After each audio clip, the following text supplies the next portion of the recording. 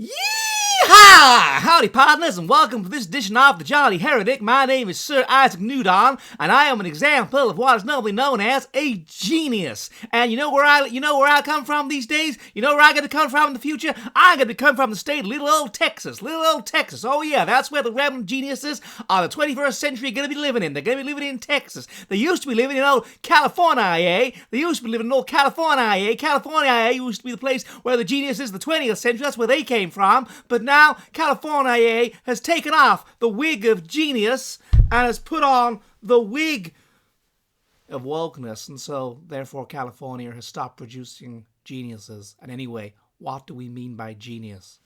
Hello, and welcome to this edition of The Jolly Heretic. Now, today I'd like to talk about something very, very interesting that is happening in America, and that is the migration that seems to be happening from places like that are basically left-wing states, New York State, California, Illinois, towards conservative states, that is to say, in particular, Texas. And this is extremely relevant because what is basically, it basically augurs very interestingly for what's going to happen in terms of genius, in terms of the nature of genius. Genius in the 20th century in the world was focused around California. That was where lots and lots of innovations took place. The last geniuses of the 20th century were from California, hence big tech and so on being focused around California. But this is not going to carry on, and one suspects that those geniuses are now going to migrate to places like Texas. And so to the extent that we have geniuses in America in the 21st century, they will be in places like Texas. Now, let me explain how this has happened. Well, first of all, we have to understand what we mean by a genius. The research on genius by people like Hans Eysenck and David Feist and Dean K. Simonton and many other people that have looked at genius, and I've, of course, looked at it in detail in my book with Bruce Charlton, The Genius Famine, is quite clear on the nature of the genius. In general, socioeconomic status is a combination of intelligence, defined as the ability to solve problems and how quickly you can solve them, and a certain kind of personality, in particular high conscientiousness, that is to say impulse control, so that you follow the rules and you're hardworking and diligent, relatively high agreeableness, so you're not arrogant and you feel that you can learn from others, that sort of thing, relatively low mental instability, because if you're mentally unstable, you're going to be worrying and anxious and you're going to make bad decisions, and so on. And this is what causes socioeconomic status. This is what the standard, the mid-wit, incrementalist scientist is like. He's like that. He's high in social conformity, and getting on with people and so on, and he's reasonably high in intelligence. The genius is not like this at all. The genius combines outlier high intelligence, so very, very, very high intelligence indeed, often such that he is bad at certain things that a person with normal intelligence would be good at, such as not able to drive a car or whatever. He's incompetent, because the more intelligent you get, the narrower your intelligence gets. And so that means that the things that are only weakly associated with intelligence, like social skill or whatever, you might be bad at. So outlier, extreme high intelligence with moderately antisocial traits. That is to say, the person is moderately low in conscientiousness and moderately low in agreeableness, and sometimes moderately high, in particular with artistic geniuses, in mental instability. Now, what does this mean? Well, it means, first of all, if you are high in intelligence, then you are intelligent enough to be able to conceive of a new and brilliant idea and to be able to solve your problem. So that's very important. However, if you are low in conscientiousness, that means that you can think outside the box, you're not rule-bound, you're not rigid in your thinking, and therefore you can make connections which ordinary people who would be bound by rules and formality and sort of impulse control wouldn't be able to do. You dare to go there. You think outside the box, and you create original connections as a consequence. Secondly, original ideas always offend against vested interests and upset people, because people like an ordered universe, and they like a sense of structure and order, and they like to know what's going on, and you challenge this. So a genius with his new brilliant breakthrough will always upset people, and upset against vested interests. But if he's low in agreeableness, this means that either he doesn't realise that he will offend people because he's basically high in autism traits. And it's been shown that what autism is that you're very, very, very high in systematising, but this sits on a spectrum at the other end of which is empathy. So if you're very, very high in systematising, you're very, very low in empathy. So you're very good at systematising, but you're not interested in people's feelings, and you don't understand them, and you can't anticipate them. It's not part of your universe. So either he doesn't realise he's going to offend people, like James Watson or whatever about race, he doesn't realise, or he low in agreeableness, he just doesn't care. He doesn't care about people's feelings. It's not important to him. What's important to him is solving his problems and truth and logic and reason. That's what matters.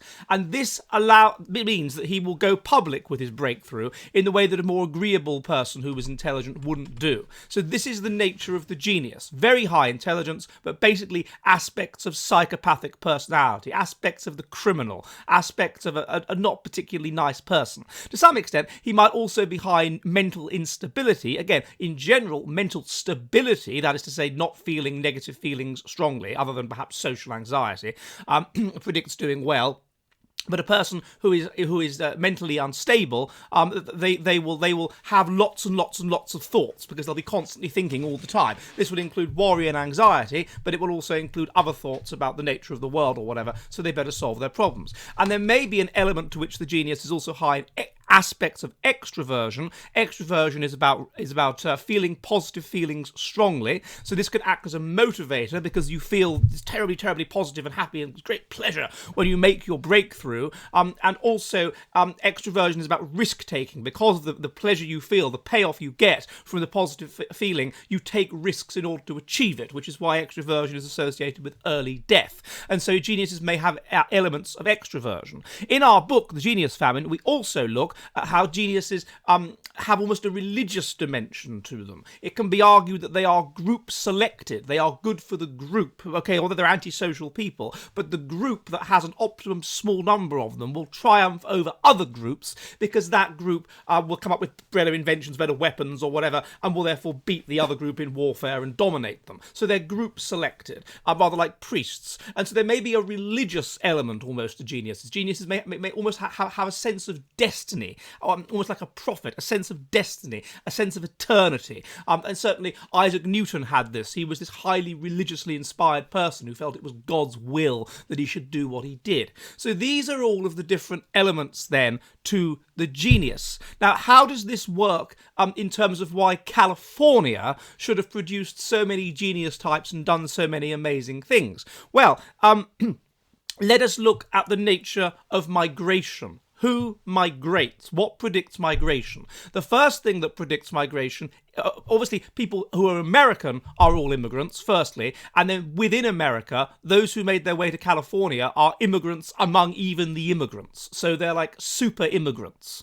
So what is the nature of an immigrant? First of all, immigration has been found to be associated with intelligence. This is because a person who is intelligent will be better able to plan, better able to get the money together to emigrate because intelligence is associated with emigration, are better able to look towards the future and think of the future rather than think of the present and make sacrifices in the present for the future. So intelligence is associated with migration.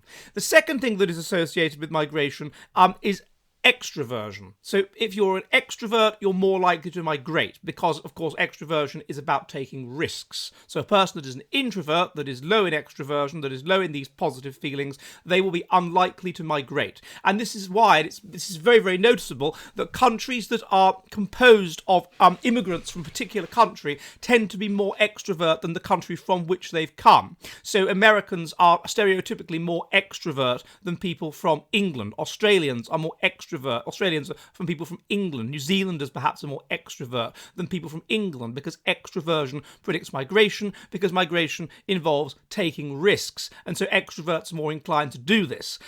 So a third thing then is an element of what we call R strategy.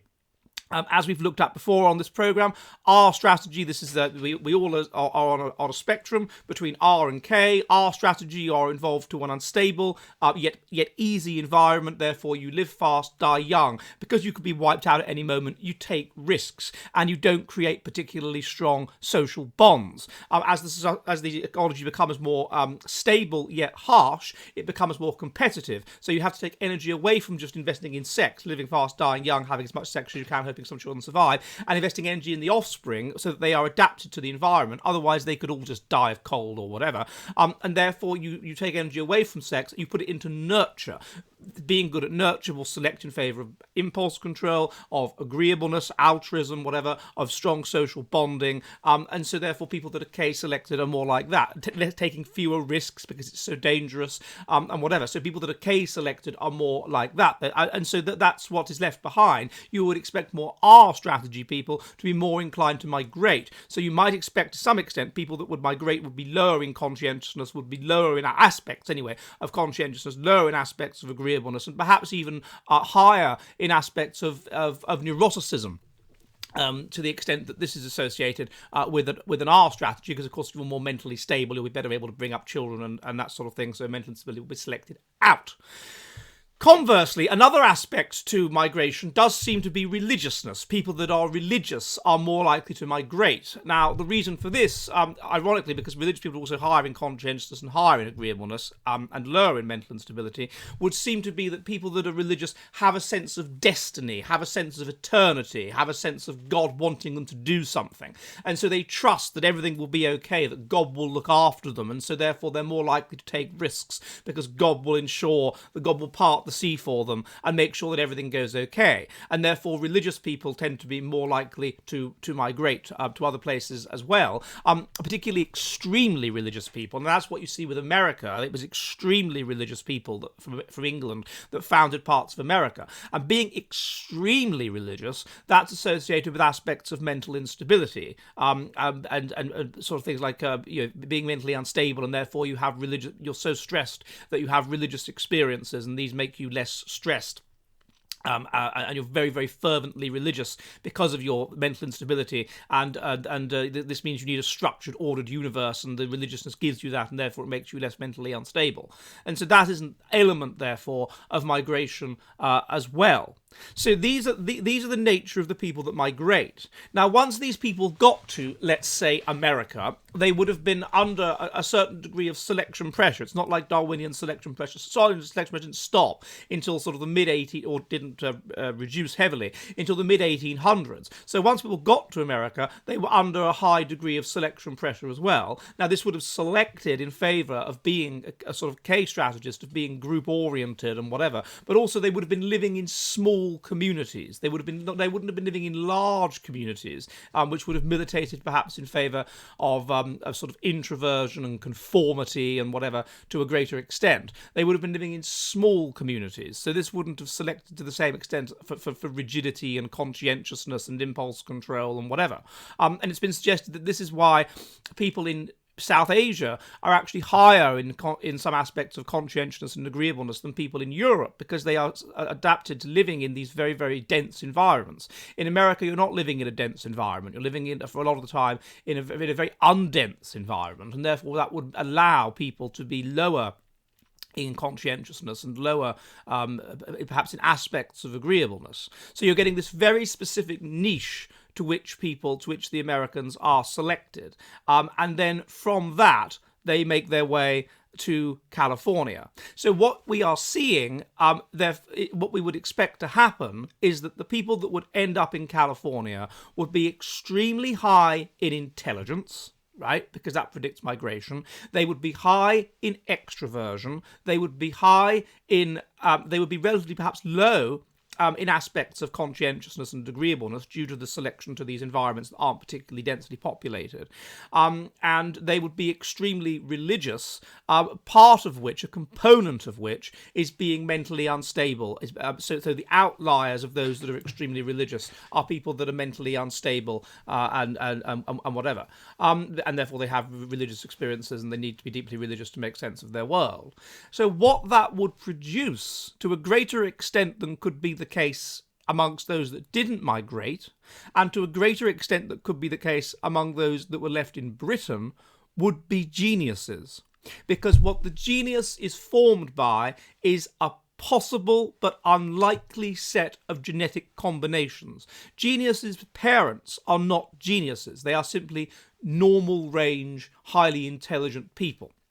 But by an unlikely set of but possible set of genetic combinations, normally high intelligence goes together with being high in agreeableness, high in conscientiousness, low in mental instability, low in extroversion, i.e. a K strategy of which intelligence is a part, because the more intelligent you are, the more likely you are to successfully nurture your children and make sure they survive the competitive environment of a K strategy. But due to these unlikely combinations of traits, you get a genius.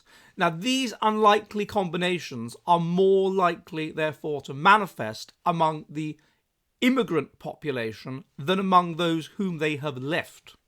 And what you have among Californians is an immigrant population, a population that moved from the east of America over to the west in the 19th century, and therefore genius is much more likely to manifest among people like that. And that is what we saw, that the geniuses of the 20th century, the last geniuses of the 20th century, were from California. And therefore, California was able to establish itself as one of the most successful states in America, because California was where the best, the brightest, the most creative, the most intelligent Americans went. And so you end up with this very high intelligence state, allowed to be such by virtue of the high number of geniuses. The problem, however, comes with it when selection pressures break down, and for various reasons I've looked at in other videos, because it gets warmer, because of the Industrial Revolution, selection pressures break down, child mortality collapses down to 1%, you have a rise in all of this. We were selected to be highly group-oriented and highly intelligent. You end up with deviations from that. You end up with these mutations, which will make you more and more individualist and in favour of individualism and things like, rather than group-oriented values of bravery and courage and whatever. We know that research indicates that from analysing texts, that since that time, the use of these words to do with group values of group orientation and group loyalty and whatever, words like self-sacrifice and bravery and courage have all gone down in favour of individualistic words. These people have risen in the population to a tipping point, such that in the Western countries we've tipped from being a conservative, religious, group-oriented society where it is good to be courageous in favour of the group, to make sacrifices for the group, to be group-oriented. We have shifted towards a society in favour of individualistic values related to equality and related to harm avoidance and related to being an individual. We've shifted over, and what that has resulted in is that the values of society are now individualistic. And when this happens, more intelligent people are able to notice that these are the dominant set of values in the society. They are able to absorb those values. They are able to find ways of convincing themselves of the veracity of those values. They are able to use effortful control to force themselves to believe those values, and therefore high status becomes associated with holding those individualistic values. And when that happens, it creates a snowball effect whereby intelligent people will more and more and more migrate over to holding those individualistic values, and then they will engage in a sort of an arms race to signal their conformity to those values, and eventually you just get runaway individualism, and basically being as you more and more signal. First of all you start off saying I'm against racism, and once everyone's against racism, then you have to signal something else and something else and something else and something else, and because we are evolved to be easily brainwashable, we are evolved to conform to the group, we are evolved to want status, but suddenly we are in an environment which is pushing us to do maladaptive things against the interests of our ethnic group or whatever, and so you end up with this runaway individualism, and that's what's happened. And so this state full of highly intelligent people, ironically, becomes extremely left-wing. Now the result of that is it suppresses genius. How does it suppress genius? Well, first of all, the genius, remember, the genius is focused on truth. He doesn't care about anything else. The genius is focused on truth. Now, if you are highly group-oriented, then what's important to you is sanctity, obedience to authority, and in-group loyalty. Those things are more important than truth. And so a highly religious society suppresses the genius. He says there's certain things that you can't discuss, certain things you can't examine, certain things you can't explore, certain boundaries beyond which you must not go. And that was the case in the 19th century. What we have with individualism, an individualistic-based society, is a new kind of religion based around equality and based around harm avoidance. Again, there's certain areas you can't look at, certain truths that, we don't go there, that they're not true, they can't be true, because these individualistic values are more important. So it suppresses genius. Once it becomes too left-wing or too right-wing, it drives the genius out. It removes the genius. It stops the genius from innovating his brilliant ideas. That's the first thing a very left-wing state like California does. The second thing, of course, it's done in aid of equality or whatever, is adopted laws which are very, very, very bad for business. And this is very, very clear. California has the highest income tax of any state in America, 13.3% tax on high income. California has enormous property tax and red tape, such that 40% of what you spend on a house is to do with sodding about with red tape. California has the most appalling corona lockdown laws, which are, of course, anti-money. California has a cap on executive pay, such that executive pay can't get too high. California is prepared to take in lots and lots of immigrants and whatever, which will cause all kinds of problems for the society and so on from different. California is basically the 49th highest. It's the 49th highest business tax rate in America, and New York is 48th. So what you would expect is that people that want to make money, or people that have which often is people have brilliant ideas, they want to make money out of them. Those people should start fleeing California, getting out of California. So what you would expect is there would be migration out of California, because you can't make money in California. It's got high taxes, the cost of living is very high, the cost of housing is very high, it's a bad place to live. And this is what is happening. In 2019 alone, 653,000 people left California, and in most instances, they made their way to Texas. The Tesla car plant has now been moved from California to Austin, Texas. Elon Musk has set up a new company in Austin, Texas.